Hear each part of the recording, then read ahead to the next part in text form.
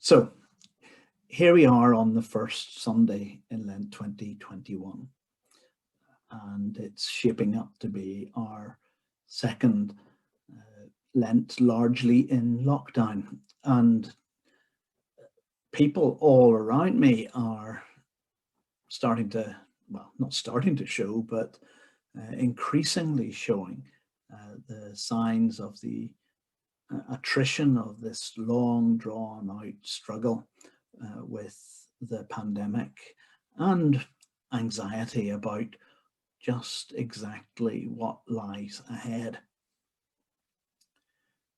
Traditionally on this Sunday, we look at Jesus heading out into the wilderness after his baptism, and usually a lot of focus is given to the temptations that he experienced there.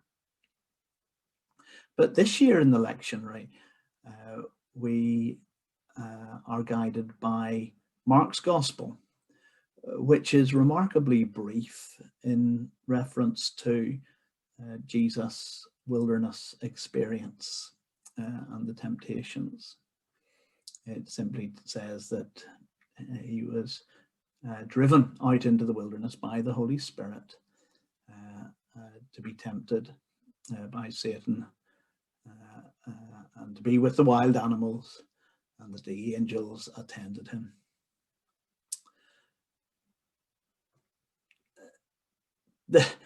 There is something to be said,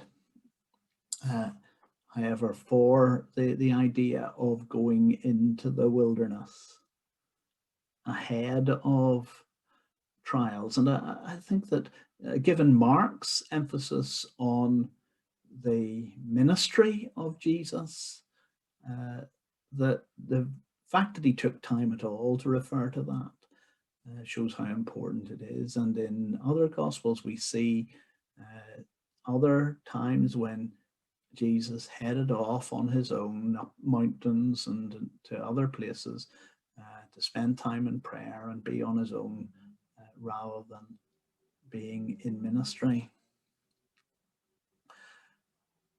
In today's poem, the author, Wendell speaks of the wild and the wilderness as something restorative, as he frequently does in his writings.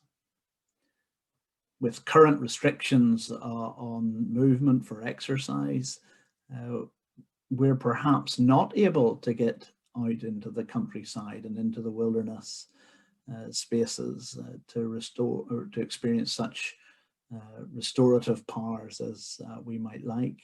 I'm just back from a walk by the shore, but we stick to our 10-mile limit as far as possible for our exercise.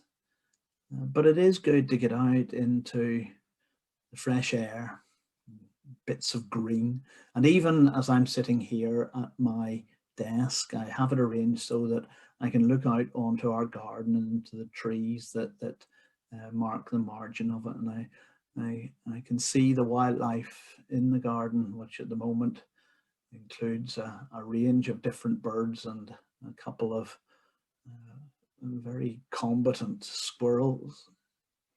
And it is restorative just being able to see and experience that. And whether or not we can get out or even see out into the wild and the natural world, I hope that Lent might be a spiritual and psychological journey into the wilds, and that Lent might have a similar effect for you and for me. But let me read The Peace of Wild Things by Wendell Berry.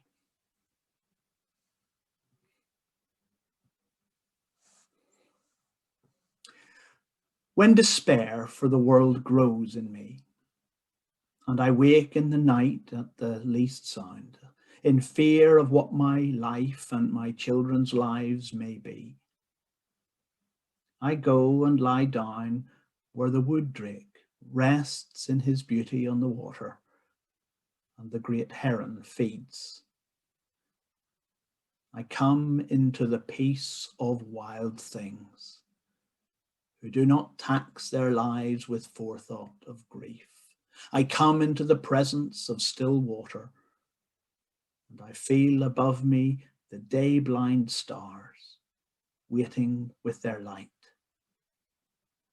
For a time, I rest in the grace of the world and am free.